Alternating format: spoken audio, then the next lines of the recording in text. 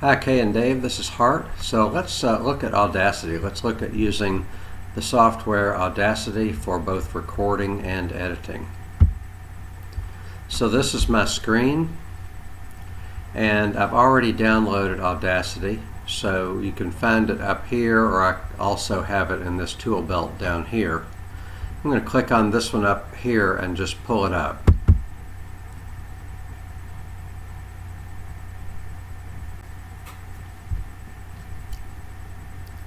So this is what the software looks like when you first pull it up. I'm going to show you a few buttons, and then we'll go through a process of recording and a little bit of editing. So up here, let's look at these up here. Can you see the arrow going back and forth? So follow the arrow and then listen, I'll guide you along. So up here you have File. We'll use that some. Sometimes we'll go, well, we will use this one. I'll show you for what. Sometimes you'll open a file that you already have. Sometimes you'll close the file that you're in. Sometimes you'll save your project. And sometimes you will export your recording. But we'll go through that step by step. Sometimes you will use this to exit, or when you exit you can always click that X right there. So I'm going to click here to get rid of that menu, and then I'm going to go to edit. Sometimes you will use paste, but not very much. Not very much. All these, I don't use this. I don't use view. I don't use transport. I don't use tracks. I don't use generate. I do use effect. So when I hovered over effect, we will be using that one.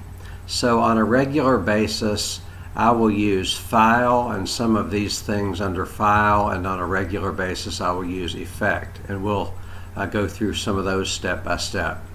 So now let me show you some of these buttons. We will use this to record. That's the record button. And we will use pause, and we will use play, and we will use stop. So we will sometimes use these. I don't want to go into that right now. Sometimes we will use this button, and sometimes we will use this button. I'll show you about that. So let's record something. I'm going to go here and pause just a minute. Okay, I'm back. So let's record something. So if I want to record, I click on record. And then it starts going across. And when I'm silent, you'll see that it's a flat line.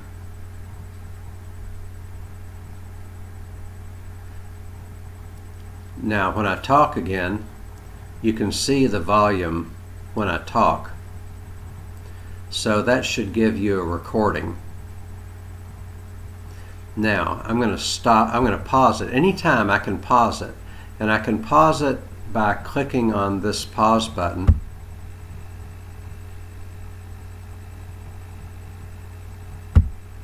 And then when I push the pause button again, it resumes. Now you can't see this, but I can. There's a button on my computer, the mouse button. I'm going to click that. And when I clicked the pause button, when I clicked that, it paused.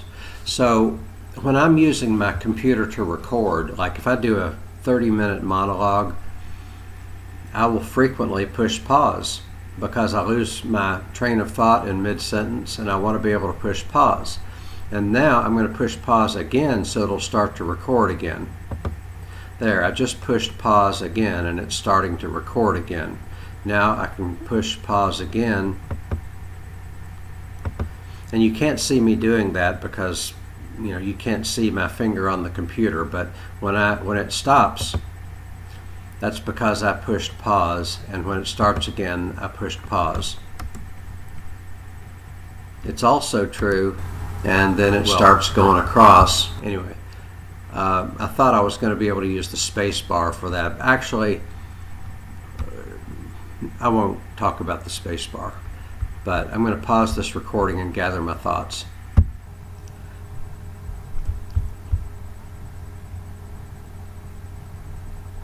Now let's listen to the recording. And then it starts going across. I'm going to pause it just a minute, but let's listen to the recording that I made and then probably edit the recording a little bit. So I'm going to unpause it so it's like pushing play. I can push play, and then it starts going across. And when I'm silent, you'll see that it's a flat line.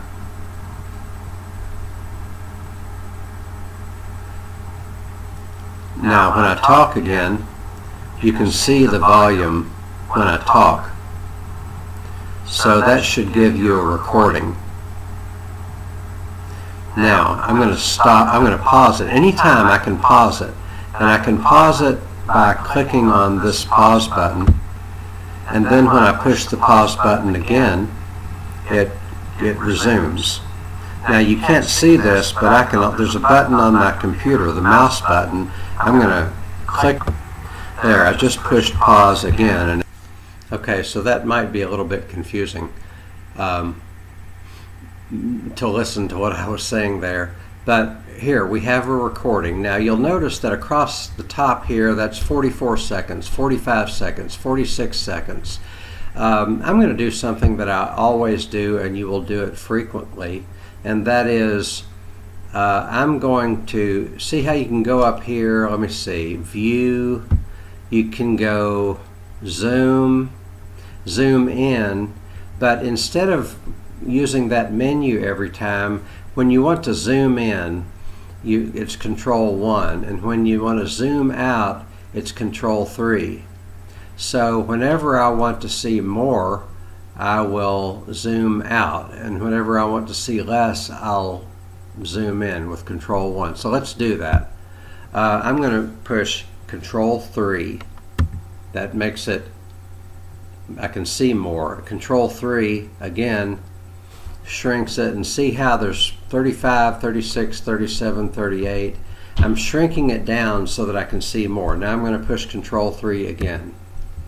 Now there's 0 seconds, 15 seconds, 30 seconds, 35, 40, 45, and that's how you can see more if you want more of an overview. I can also see what I want to do is I want to get back to the beginning. It's not quite at the beginning there. So down here you have this bar, and you can drag that bar across and go back to the beginning, or you can drag it forward and do that. So what I'm trying to do is go back to the beginning so I can edit a little bit. And so now I am at the beginning. Once I'm at the beginning, I might want to see more. I might want to zoom in and see more. So I'm going to click there, and I'm going to say Control 1. So that expands it so I can see more detail. So Control 1. Now see how you can 0 seconds, 5 seconds. Now if I do Control 1 again, you can see more detail. Now here's something that you will do a lot. I do it a lot, and that is edit out the silent spots. So I'm going to take this. Now you can't, so this is a silent spot because it's kind of a flat line. Now it's fuzzy because on my computer I can't record on my computer, or if I do, it's not good sound quality. I don't know why. That's why I don't know why it's like that. I don't know if it's malware or what, but the fact is that I can no longer record on my computer. So, but if you record on your computer, you will probably, this will not be as fuzzy. But I'm going to go here, and I'm going to click there, and for whatever reason I want to delete something. I want to delete the silent spot. So I'm going to hold my mouse down, and I'm going to drag it across. Now when I drag it across, then I can delete it. So I could go up here and say Edit and Delete, but it's easier for me just to push the delete button. So I'm going to shade it again. I'm going to click and drag. Now if I just push the delete button, watch what happens. Now I pushed the delete button, so it deleted it. Now let's say I made a mistake and oops, I don't want to delete that. So I could go up here and say Edit, where is it? I don't know, undo, delete. So instead of using the menu every time, which is a little more cumbersome, I'm just going to say Control Z. So I'm going to go down here and I'm just going to say Control Z, and it undid what I just did. Word processors do the same thing, so you might be familiar with Control Z. So let's go. Let's say we have a recording we want, and at any point in time, I can go up here, just like a word processor, save your work. So I'll save project, and it'll ask me for a name, and I'm going to say Test K and Dave. So I'm going to click Save. Now that project has a name. So not to be too confusing, but you can save it while you're doing your work, you'll save the project because it's quicker.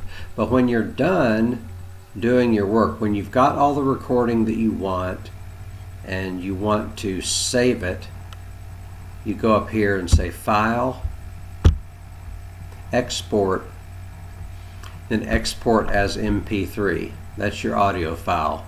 MP3 is the name of your audio file. So I'm going to click on that.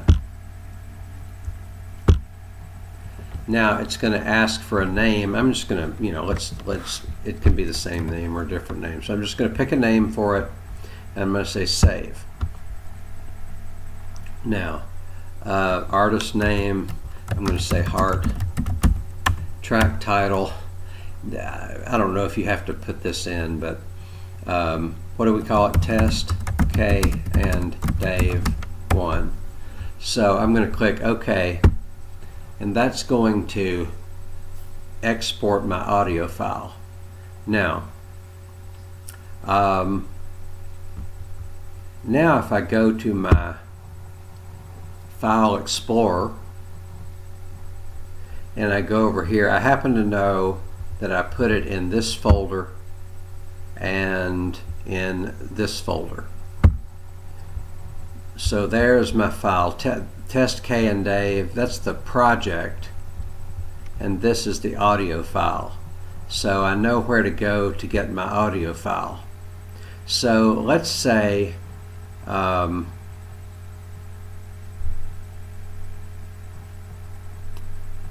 going to leave it at that. I will show you how to do one more thing. I'm not going in strict order, but I can always do this again, and you can always call me on the phone. Here's one thing I almost always do to my audio files. I'm going to say Control A, it means select all. So I could go up here to edit, and I could say select all. So now I've selected the whole thing. Whatever I do is going to be an action on the whole thing. And I'm going to go up to here and to Effect, and I'm going to say Normalize. And I'm going to click OK. So when you normalize, I used to do Amplify because the recording was not loud enough. And people told me it was not loud enough, they couldn't hear it, so I always made them louder. So you can go up here to Effect and you can say, I'm going to show you Amplify. You can say Amplify, and I used to amplify mine by 8. I don't do that anymore, I just do Normalize, but let's amplify it by 8 and see what happens. That means 8 decibels. When you go up to 10 decibels, that's doubling the sound, because decibels are such that whenever you go up by 10 decibels, it's doubling the sound. That's just the way decibels work. Similar to earthquake, whatever they call those, seismic things. But anyway, I'm going to click OK. Now see what happened? It made it much louder. I probably don't need for this to be loud because it looks like it's pretty loud, but I wanted to show you how to amplify something if you feel like you need it. So I'm going to say Control Z because I don't want to do that. Now, I'm going to let you all study this, and there'll probably be some things, some questions that you have, but I'm going to stop here. And if you record some material and then don't know what to, if you just record some material, save your material. Let me go to here. So we've done a few things with Audacity. So what I want you to do is see if you can do a recording and then save your recording. If there are any silent spots you don't like, see if you can edit those out. If you have any trouble with that, let me know. And if you can get to that and you have a saved file, then I'll show you how to take that saved file and put it in the Dropbox so that it will appear on the air. Also, I'll show you how to make it into a podcast. Those are some additional steps that are not too complicated. They're a little bit less complicated probably than the recording that we've already talked about. So I want you to do some recording, save your files, and let me know how that turns out. I'm always available by phone. Please feel free to call me. Thanks.